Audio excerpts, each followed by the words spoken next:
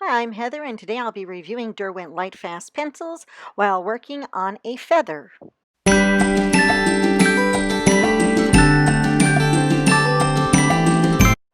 Before I begin today's demonstration and product review of the Derwent Lightfast pencils, I want to go ahead and let you know, for transparency, Derwent did send me these pencils. I am not being compensated, and the reviews and opinions here are all my own. I also want to take a moment to invite you to come join me on Patreon, become one of my supporters. I will go ahead and post the link below in the description, and there you will see the entire slowdown version of this tutorial along with tons of other art tutorials in my Patreon tiers 2 and 3. There are 3 tiers for you to choose from. Now let's get on to today's product review and demonstration. I am using, like I said, the Derwent Lightfast pencils on a sanded premium art paper. This is a little different. Normally, you would be using these pencils on your colored pencil paper, blending them out, either burnishing them or using odorless mineral spirits. Today, I'm going to be using a powder blender. And on the sanded paper, it's almost going to be turning the colored pencil into almost like a pastel, which is really cool. Being I grew up, learning about pastels and that. So to use the colors out of the Derwent box and to be able to manipulate the pigment into this really elegant, dreamy pastel quality was really very fun, and I had a blast creating this. Let's get back to the set. The set of I received is a set of 36. When I opened them, I mean, I was so over the moon to have Lightfast pencils in my hand. I was really wanting to try these, and now I had the opportunity. This was a set of 36, like I said.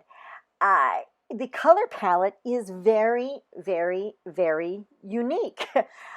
This is quite different from Derwent, like the Inktense pencils and blocks that are so bright and vivid. Um, this set is for me, it has a very earthy nature colors to me, and since I'm such a vibrant colorist and artist, this was kind of different, and I that's why I kind of chose the feather to stay with the theme of the colors and get in that nature um, setting. There is no true blue and no true red in this set, which once again is quite different. I would have liked to have seen the 3 primary colors, that yellow, red, blue, in that set. Okay, there is an orangey, yellowy kind of red, and then a light to medium blue, but that's it. And I mean, if you have the 3 primary colors, you can pretty much create anything under the sun. So like I said, this was a very interesting box. If you wanted to use a true yellow, or pardon me, a true blue and a true red, you would have to, dive into like your Inktense, Derwent Inktense pencils or blocks, or one of the other Derwent colored pencils, and go ahead and, use them for those colors. With this, the pencils fit very nicely in your hands. They are weighted perfectly. I have MS, okay? And there are times when my hands are just so painful. And I know a lot of you have ailments like that, and these pencils are like light as a feather, no pun intended. They are weighted perfectly, and it's like you're almost holding nothing. So that was really nice and refreshing. The dipped ends match the color pigment core, so that was another major plus. There's a lot of greens. There's a lot of tans in this set. The most vivid color is the purple in the set. and that is kind of more like something from the Derwent ink tent. So that was a really a kind of refreshing color in this set. Um, when I first started working with these, it what can I say? I knew I wasn't going to be using the I wasn't going to be burnishing them out. I wasn't going to be blending them with a odorless mineral spirit. Uh, Concerning the type of paper I'm using a powder blender, as you will see later on in the video, to blend this out. Um, they work like a dream. They go on very smooth, very buttery. And I even tried them on paper before, on regular colored pencil paper before, to see. And they lay down pigment very, very nicely. Like I said, the reason why I chose this method of blending with the powder blender and turning the pencils into this kind of pastel, dreamy painting is because of my hands. Uh, it saved my hands, and I still achieved the dreamy, uh, fully pigmented drawing that I was looking for. So as you can see, let me get back to the drawing and demo a little bit. I've already drawn out the feather for you. I'm already starting in laying some of the shading. It's not neat. It's very very loose. I'm just laying down color. I started with one of my darker colors. They do have a color in here. I believe it's called Midnight. I will double check that. It is, pardon me, Black Midnight. Is that it? Getting my pencils out now. It is really divine. Oh, no, Nightshade. See, there I go with my MS brain. Nightshade is a dream. And yes, they do have a midnight black. I thought so. But anyway, hey, brain fog, what can I do? It's who I am, and this is how it happens sometimes. But anyway, those are two premium colors for any kind of shading. If you don't want to use true black, um, nice. And I stayed away from, you know, the normal black. The midnight black has that kind of bluish quality to it, which I can see me using on tons of other pieces. Um, as you can see, laying in just really rough uh, patches of color, and that's about the best way to describe it on this. I did not use pencil drawing down the feather. I only used the Derwent Lightfast pencils. This paper is almost like drawing on an emery board. So you want to go ahead and be careful and not apply too much pressure to the paper while using your pencils. They will kind of wear down the point of the pencils at kind of, you know, a fast pace here. But as you can see right now, it's kind of in its rough stage. Don't worry about that, because it's going to turn into a beautiful masterpiece by the time we are done blending. Um, Basically, you want to play with a lot of shadows and highlights on this. I found that in laying down the light pressure with this, the pigment went down just miraculously. There was just enough pigment, and I'm very light-handed anyway, and you can see, I mean, it is laying down a tremendous amount of color and pigment, which is amazing. And take your time. You, I would say, why, if you're working on the sanded paper with this, always kind of rotate your pencil. I wouldn't go, you know, straight on onto the paper. You know, I kind of lay it down to an angle and kind of almost like sketch in your color.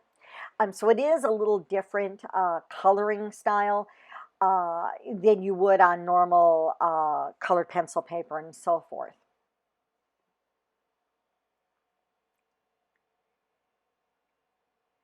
Like I said, I'm really not blending out the various colors here. That's for the powder blender later on.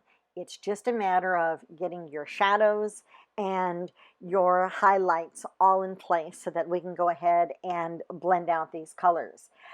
It, like I said, the good thing about this is the uh, even when I sharpened these pencils and when I really, really had to because the sandpaper was wearing them down, there was no breakage. Another giant plus with these. I can't stand it when pencils just break and crumble. And the only thing that was happening here was because once we were using this on the sanded paper, yes, there is going to be like, that pigment dust coming off of this. It's only natural. I recommend you do not, wipe it away. Just let it naturally fall off or tap your paper and let it come off. Once I have a good layer of color down, I want to go ahead and use my applicator and my powder blender and watch what happens. I am basically just wiping the applicator over the layers that I already have. And look how easy these blend. And in blending, so you know how if you burnish with a pencil, you know how that white or that lighter color kind of overtakes your darker color and kind of mutes it. Not an issue here. Look at that. I'm still having that same brilliant pigment, that bright color lay down and not fade away with this. So I am very, very impressed by the pigment, once again, of the Derwent. Derwent never fails in that aspect. Their pencils, even if they're like this set of 36, on that kind of more muted, earthy kind of tone, the pigment is still, look at this. I mean, it's gorgeous. And that's true with all the Derwent, especially the ink tints and so forth. They really have their pigment quality down to a perfect science. Um, these pencils are light fast. You're probably asking me, what is light fast? They are basically ensuring that your work will not fade up to 100 years under museum conditions. Now, with that being said, with the light fast and the museum conditions, once you add your solvent, let's say you're going to go ahead and use the light fast on color pencil paper or illustration board, so forth, and you were use like say an odorless mineral spirits to do your blending, or like what I'm using here on the sanded paper, and using a powder blender, um, you're going to alter the pigment. So it's not always going to be up to 100 years when you add solvent to it. I did find out when I was using these pencils and playing with them on different types of paper, you want to make sure that you use a high quality pH neutral heavyweight paper. The paper that I am using does fit that bill. It just has that sanded feel, that kind of grit, almost like an emery board feeling on that paper. You want to go ahead and use very even layers when you're laying down your pigment on this, regardless of what kind of paper. I always like to start off from light pressure and then kind of build up, and do light layers, and build up. I really don't like just laying down a whole bunch of heavy pigment in an area and then kind of working backwards. I'd rather, slowly build. And these pencils allow me to do that in a very nice fashion. As you can see, back to the demo, once I already have the pencils or the color blended out, I'm coming back in, I've sharpened my pencil, and I'm adding that finishing detail, those lines to that feather, that's what's going to really make this piece pop. What can I say about this? Right now, I know I'm using the Midnight Black, and you can see that it's not really a true black. This is really one of my favorite. This and Nightshade is my favorite pencils to this set. I could use the mineral spirits on this paper, but I'm really like I said, with my hands, the powder blender worked amazingly well with these pencils and on this paper. And for sure, I will be using uh, this paper, the blender, and these pencils on this again. I couldn't be more pleased.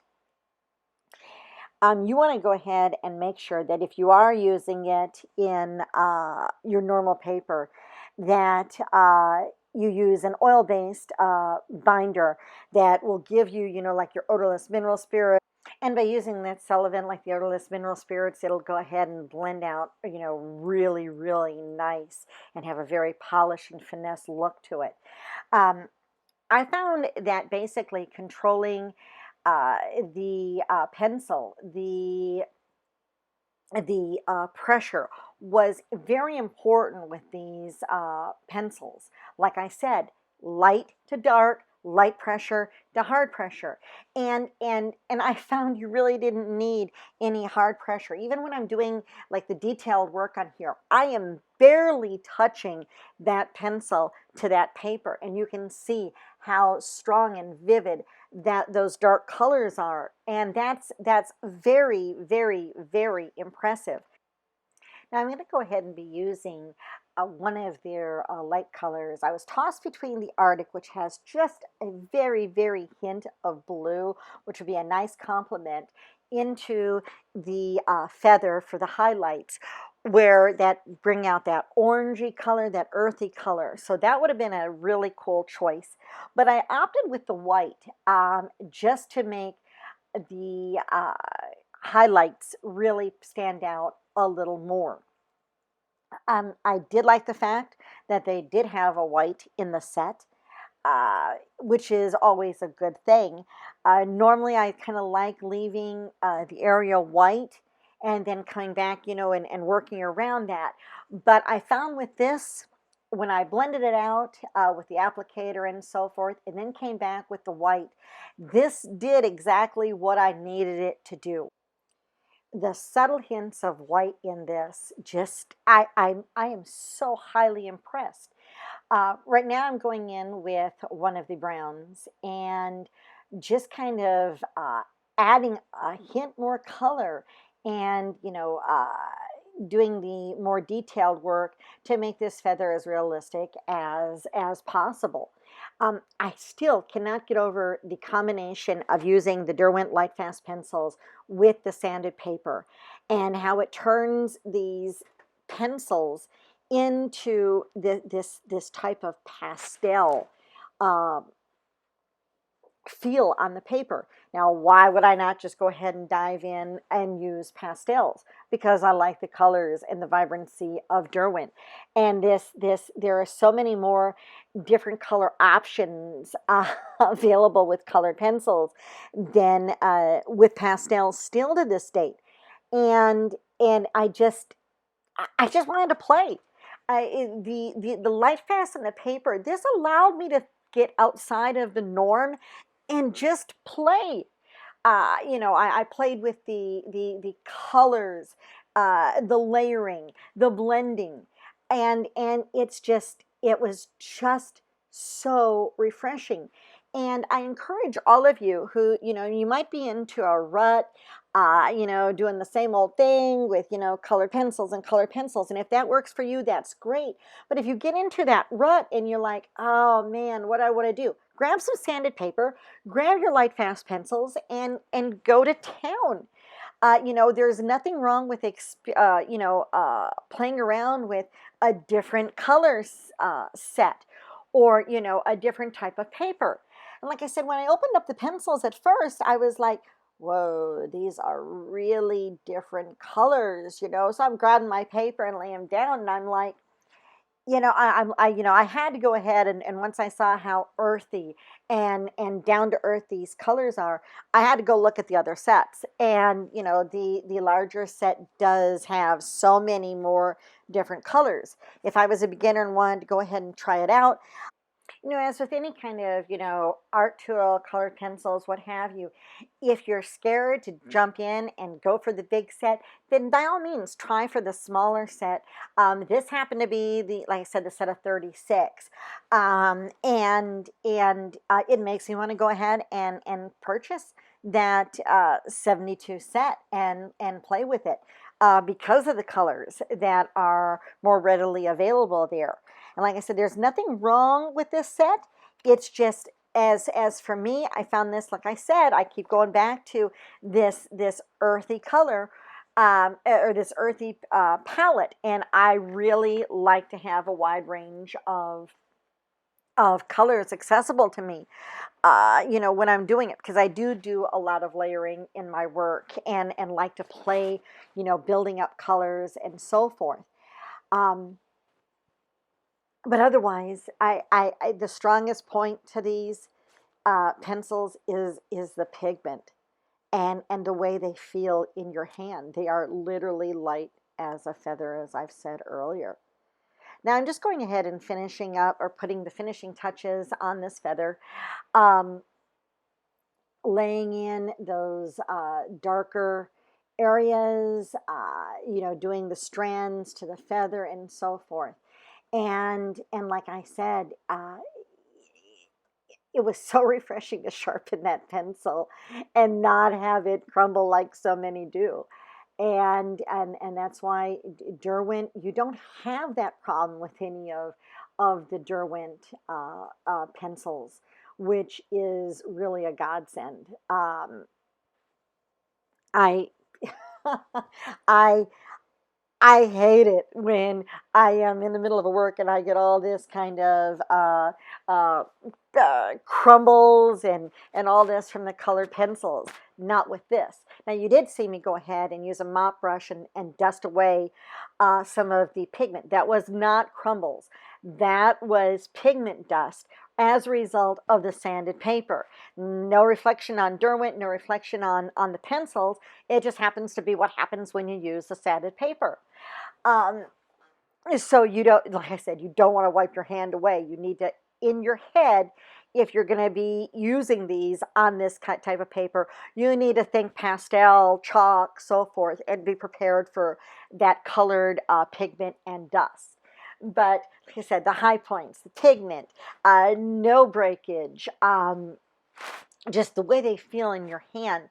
And for someone like me, with my condition and so forth, hey, I am all about comfort. Anything that allows me to keep drawing and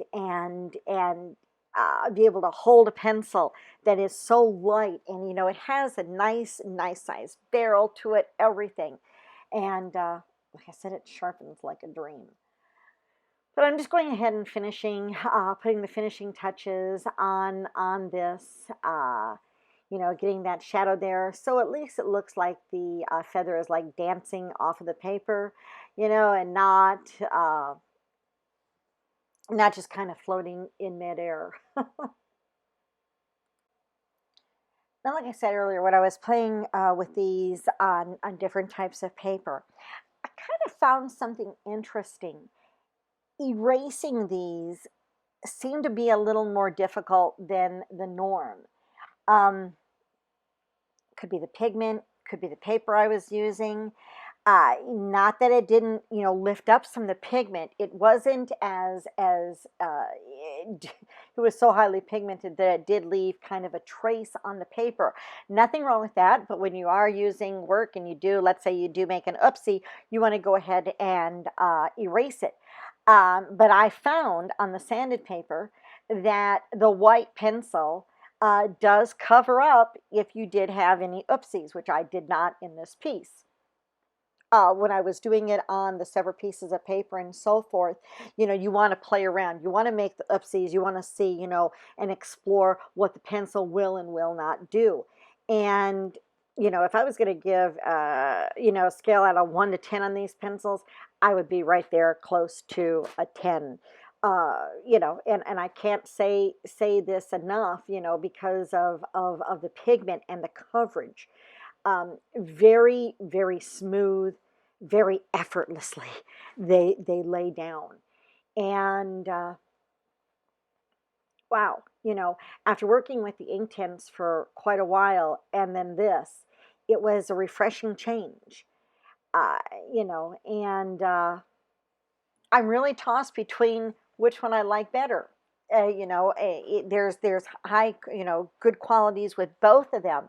Uh, I would have, like I said, I would have liked to have seen a few more brighter colors in this, but hey, you get that with a set of 72. So, this is, for me, this was almost like a sampler pack. Come in, if you like me, come get the bigger set, and I do see me in the future, in the really soon future, getting the set of 72, because like I said, I did like the way it laid down pigment. You can see here as I'm drawing in, look at that white covering over the pigment. I mean, and it's just, it just, wow. It the, all I can say is the pigment. I know I've said this numerous times throughout the video. You have to forgive my MS brain, but something I really appreciate in a good pencil is that bright pigment, and the fact that I don't have to use a lot of pressure with my hands to get the pigment onto the paper.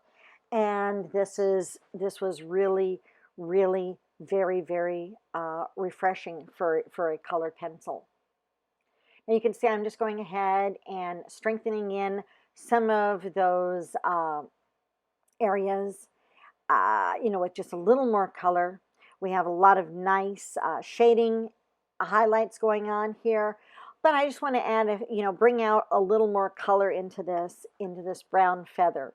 And it's very sporadic where I'm laying in the color just enough to give it, another dimension to this piece. And I'm just going ahead and feathering it on here, you know, um, just very subtle hints of that color. Like I said, this whole piece was done with very, very light-handed, and just, as you can see, building up layer upon layer. Another good thing with these pencils, I found that even on the regular, color pencil paper, that you could do quite a few layers with this before you got any kind of waxy bloom with them, especially on the sanded paper. You can go on and on and on and on with layers. In between this, I probably would have laid down a fixative, a workable fixative, or a final fixative in between, just to prevent any kind of smudging going on. But definitely, when you're done with this piece, you want to go ahead and, if you are working on the sanded paper, use a final fixative and just, in a well-ventilated area, spray it just to preserve your work. Because like I said, it did turn this into having a very pastel-y quality to the artwork, and it did almost turn these pencils into chalk. So you want to go ahead and protect your hard work. So I hope you've liked this review and tutorial. Till next time, enjoy and have a great day.